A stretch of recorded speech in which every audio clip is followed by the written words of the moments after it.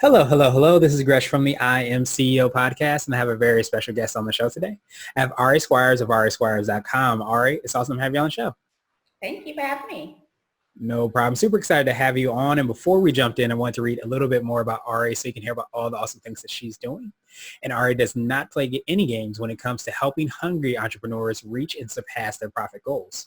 As the CEO of Profit Attraction Brand Management and Marketing Agency and Release the Change training centers and retreats, Ari provides financial training for her clients using problem-solving, high-dollar product creation, as well as online and offline profit strategies, while being embraced by TV stars, film producers, and celebrities and CEOs, which include Kevin Harrington from ABC's Shark Tank and Business Mogul Stedman Graham. Her signature training programs, Brand Mastery, Masterminds, and Silent Money have helped students attract a multitude of paying fans, leads, investors, and sales, increasing their ROI through live events, relationships, offline sales, speaking, and consulting.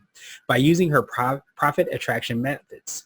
As an award-winning film director and self-mastery trainer, Ari is devoted to the mission of helping entrepreneurs and 6- and 7-figure entrepreneurs who are in transition create the lives and businesses they truly love. Ari, are you ready to speak to the IMCO community? Yes, hello community. Hello, welcome. Definitely super excited.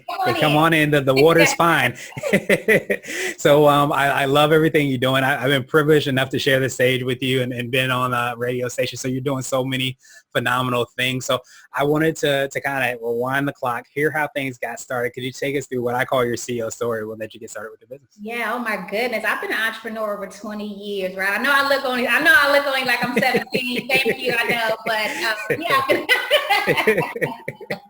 I've been an entrepreneur over 20 years, and so I've had a long journey, but I would say my biggest having my real life examples of entrepreneurship is when I owned and operated a dance and performing arts school in Stafford, Virginia, and then Fredericksburg, Virginia. And that was during the time that we met.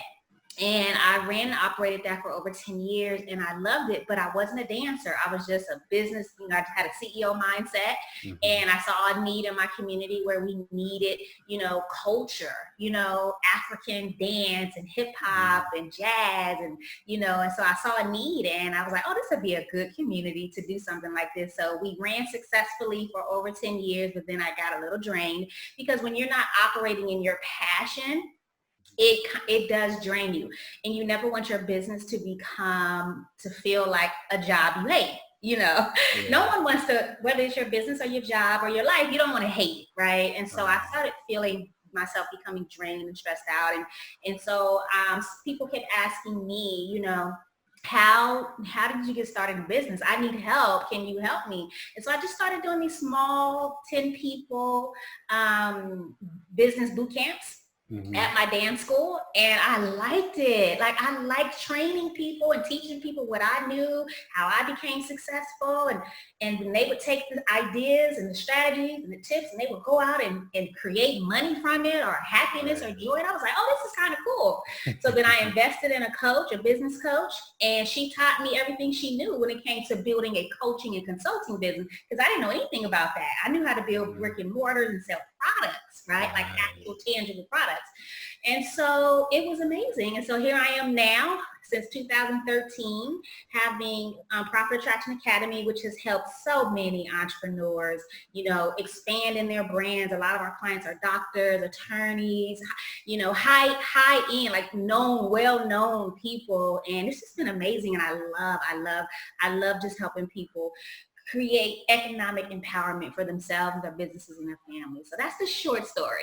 Okay. No, I absolutely love that. And I definitely appreciate you for breaking that down. And I think what was coming to my mind is I feel like so many times I think there's a time and a place for everything, and there's a beginning and an end. I think even with our businesses, like having the opportunity to get that experience and be able to say, okay, I want to move on to something else, and have that kind of seamless transition into that is definitely huge. Because I think so many times we get caught up in like, I have to do this for, 30 years but it may be that case. It may not be that case. And those kind of seeds, it sounds like, have helped you in being able to help out so many other people generate those profits. Absolutely. Awesome, awesome, awesome. So I know you touched on a little bit in some of the offerings and things and ways that people can kind of get help and support from you. Could you take us through your products and services and how you support the clients you work with? Yeah, well, primarily I do brand management. So I hadn't always done brand management. I was doing mainly just business marketing strategy, 12-month mastermind. So I would take pretty much a new entrepreneur, and new means under 3 years, right? And help them find their way. But then I started realizing that entrepreneurs who have been in the game, who are already making 6 and 7 figures, are needing assistance too. And they started wanting me to manage their brands. Like I had one of my clients, he's a doctor, and all he knows is about being a doctor. So he owns his own practice, right? So he has his own practice in Richmond, Virginia, but he wanted to become an author and speaker, but he didn't know anything about that genre. So I help him brand himself, not just his website and his colors, but actually create a story, and create a brand and position himself in that space using what he already is an expert in, which is in the medical field, right? But then we tie in his spirituality, which is what he's teaching about, is, it's life development coaching and speaking is what he's doing, but he's taking it from a medical aspect. So my products and services help people do that. Same thing I've been able to do, transition from one niche or one marketplace or one field of study or expertise to another, but where it all makes sense within the brand. So that's what I do. And then, of course, I have other trainings as well for entrepreneurs who may not be at 6 figures yet, but want to be, or are looking to create more wealth or scale. Distance themselves from their company, because we don't always have to work in our companies either, right? we can build companies and have other people run them, which like I do with my book publishing company, and we are just the CEO. And so I do live masterminds here in my home, and I do those 3 times to 4 times a year, and they're 2-day masterminds, and I just it's only 10 entrepreneurs at a time because it's really intense. And so I provide training, and I just give them everything I know within those 2 days and then assist them along their way afterwards. So. That's awesome. And I would definitely appreciate, you being able to do that in so many different ways. And I'm glad you talked about, the doctor, because I think too that even if we've been in business for, 6, 7, 30 years, whatever, we may not, or we may have been working on that brand piece, and we may not understand what exactly that is. So while we may have been in business for 10 years, maybe from a branding perspective, that's something that we still need help with. So I'm glad that you're able to kind of do that in so many different ways, depending on, what the people are searching for. Mm-hmm. Yeah, because your brand is your story. It's your message. It's how you're positioning your value, how you're positioning your equity in the marketplace so that people do want to do business with you. And if they're not clear, as I'm sure you know, a confused buyer doesn't buy, right? And so your brand is the message that you're putting out there in connection to your products and services. So you can help more people.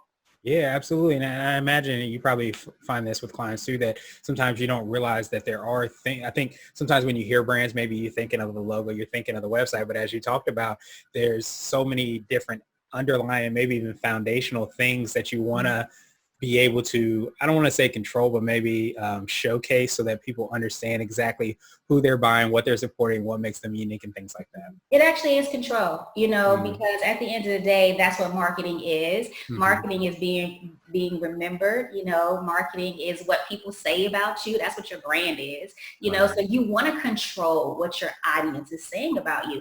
That's why it's important for us as entrepreneurs to establish 5 brand words within our brand. Because when they ask me about Gresham, I have to say CEO. There's like 5 words that, you want people to identify you. So when they ask me, Gresham, what does he do? You do control it. You don't want me saying what I think. Right. You want me to say, you want to control what I say to them. So you have to consistently and constantly be putting out your brand message all the time. Interesting. No, I'm glad you broke that. You corrected me on that, because I think you're absolutely right, where sometimes we feel like we don't have that control. It's just kind of whatever people say. But in reality, the repetition of the things that you're putting out, of what you're standing for, what you're creating, it speaks to your brand without you sometimes even realizing and making that connection. But your clients potentially definitely are. Yeah, absolutely. Absolutely. And that's one of the main things I teach you, like, well, people do these surveys where they survey their clients or they survey their audience, not their clients, but their audience. Like, you don't survey your audience, survey your clients, because they know you. You want to act, you want to control what it is that you want them to say about you. Yeah, absolutely. So you have more of those clients, especially if they're good ones, come right back through the door, whether it be virtually or offline. Oh, that's what it's all about. Repeat Exactly. So I wanted to drill down a little bit deeper, and I wanted to ask you for what I call your secret sauce. So this could be for yourself or your brand in your business, but what do you feel kind of sets you apart and makes you unique? I think for me, I like to go against the grain when it comes to marketing and brand positioning in business, period. I do like to look around and see what my competitors are doing or what everyone else is doing in business, online and offline. And I like to see what they're doing, and I like to create something that's totally different. Not trying to recreate the wheel, but just so that I stand out and that I'm more unique in my space, and that people say, oh, I like that. That's different, but it still speaks to my audience. That's one of my secret sauces. And the other thing for me is that I'm pretty much the only person that's heavily teaching entrepreneurs how to market themselves and position themselves offline. Right? Even in this time, just yesterday, I secured a 5-figure deal offline that I didn't create on social media. So you got to create.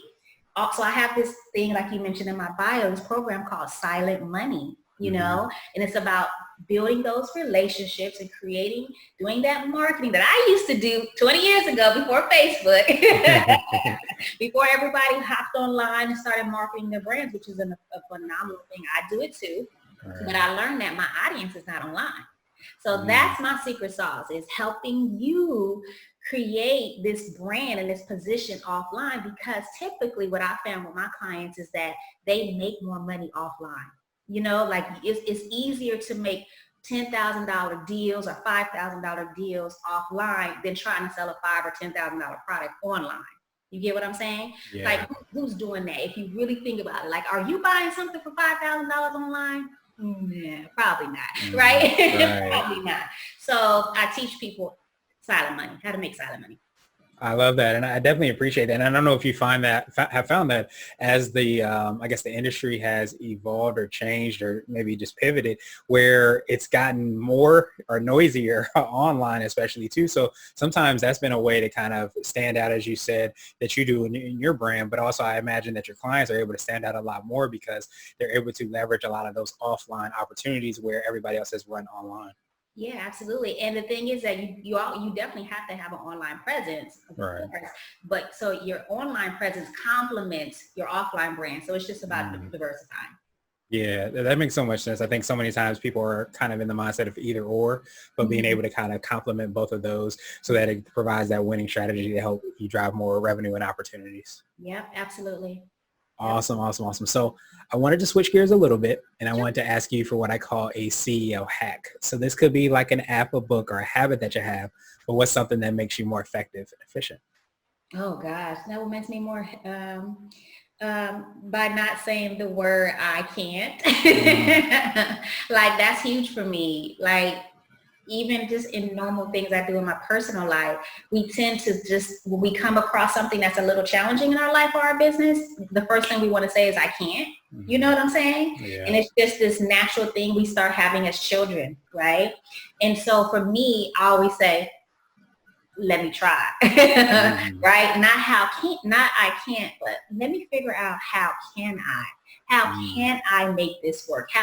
Is it always going to be a success? No. Like, I tried a membership site, trying to do a membership site where people pay a lower fee. And I was like, it's just not worth it to me to have, this is not, like, this ain't for me. You know what I'm saying? But let me at least try it, right? Instead of saying I can't. And then you learn lessons from things either way. So that's a hack for me, I think. It keeps me focused. It keeps me researching. It keeps me smart. It keeps me figuring things out. It keeps me strategic instead of just saying I can't, right? Yeah, absolutely. Even if I got to hire somebody to do it for me, I'm still getting it done. Yeah, it kind of ties into what I always felt like entrepreneurship and business is always about anyways, which is being like solution focused. And I think when you realize that once you say I can't, you're closing that door and saying it's not possible. No one can do that. I can't do that, so on and so forth. But I think the power of words, being able to kind of frame your language, to be able to say, let me try. It allows you to be able to have that solutions. Those wheels start to turn and you start to see potential solutions or ways you can make those solutions happen rather than saying, oh, there's no way that this is going to happen. Absolutely. Absolutely. And another hack I have too is, I know we've heard this before, but it has definitely changed my life. It's changing my circle. Like being around the people that I actually want to learn from, you know, people who are in positions or have overcome some things that I want to overcome, or who have achieved some things that I may want to achieve. And I put myself in those circles because I'm telling you what I have learned about financial wealth. I'm telling you, I would have never learned it had I not been in investment groups. You get what I'm saying? I wouldn't have learned. I wouldn't have learned it had I not done that. So that's another thing that has definitely helped me become more successful in my businesses. Yeah, that makes so much sense. I'm glad you gave that second hack. Do you find that, I guess, is that part of getting out of the comfort zone? Because I imagine the very first time you step into those rooms or with those people, and I'm sure we've all experienced it, you feel that kind of, I guess, uncomfortability, if that's even a word, on how you feel when you're in that room.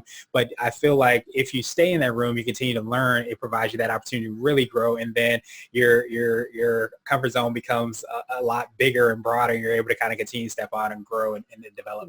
For me, it was a little nervous at first because of my background, right? I come from very humble beginnings, right? And I was like, wow. But then after you're in it, you're like, no, I deserve to be here. Right? I'm supposed to be here. Right. You know, so it starts building your confidence and you're like, well, how can I get into other diverse groups like this so that I can learn and grow and be of assistance to them as well at the same time. Yeah, that's extremely powerful. And I think that I appreciate you for breaking that down, because I think so many times we feel like where we are, or even our start of the race, is really all that we can achieve and be. But I think a lot of times when we take those extra steps, we go like a different path. Not only can we grow, but we also deserve to grow, and we should grow. So I appreciate you for breaking that down. Yeah, absolutely. Awesome. So now I wanted to ask you for what I call a CEO nugget. So this could be like a word of wisdom or piece of advice. It might be something you would tell a client around branding, or if you were to hop into a time machine, you might tell your younger business self. Wow, that's a really good question, because there's so many. The first thing that came to me was my book title, All I See is Possibility, but that's too simple, right? So a very important nugget. Wow. Go hard. Like, go harder. Like, push yourself. Let me rewind it back, because we can't even push ourselves or go hard if we don't have a vision.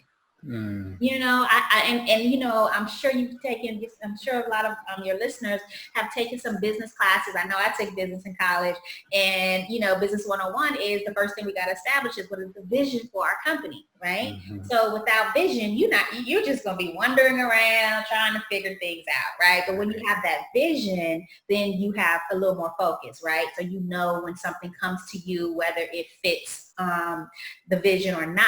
And a lot of entrepreneurs make that mistake. I see it so often on social media. Hey, who wants to be in my book anthology? They don't know nothing about the book anthology. They don't know what knuckleheads are going to be a part of it. They don't know anything. And they're like, me. Right. Because they don't have a vision. You understand what I'm saying? There's no vision attached to their brand, their mission, their company, or even their own personal lives sometimes, which is really something I feel like we all, people should work on. So I would say that vision. And then when you have that vision, make sure that every single thing, every single opportunity, everything you do is in alignment with the vision. When you reached out to me, my team, they're well aware of the vision. They know if I'm going to say yes or no to this type of opportunity. And of course I said yes, because it fits into the vision of assisting entrepreneurs to become more successful. You get what I'm saying? So that's the nugget. Stop doing everything because someone, because you see an opportunity. All money's not good money, and all opportunities are not good opportunities. Yeah, absolutely. Now that makes so much sense. And I appreciate you for breaking that down, because I think there's a quote that is without vision, the people will perish. And I think so many times, as you said, in business and life and entrepreneurship, if you don't have that vision, then it doesn't allow you to figure out what opportunities to take, what steps to take or not to take, which is some of the most powerful things that you can kind of understand and know. And I think, as you said, taking those business, and you went to, what school did you go to again? I went to Howard University in There you go, Howard University. I just wanted to throw that in there. I went to Howard too. So yes, Howard University. So just how important it is to understand like what you need to do to get those steps there. But it's really hard to figure out those steps if you don't have that vision. You can't necessarily chart that path. You can't. How can you go where are you going without a vision? Mm-hmm. Where are you going? Absolutely. Well, all right. Now I wanted to ask you my absolute favorite question, which is the definition of what it means to be a CEO. And we're hoping to have different quote unquote CEOs on the show. So, Ari, what does being a CEO mean to you? I love being a CEO. I'm living my best life, right? I'm living my best life. That's what it means to me. I get to do what I want. I get to, is it hard? Is it tough? No, it's not hard. It's not tough. It's challenging, but it's rewarding. A CEO to me is about creating the life, creating your reality. That's something one of a good friend of mine said, creating your reality. That's what a CEO life is for me, period. Right? Period. I have so many different opportunities that I'm creating from being a CEO, but I'm thinking like a CEO.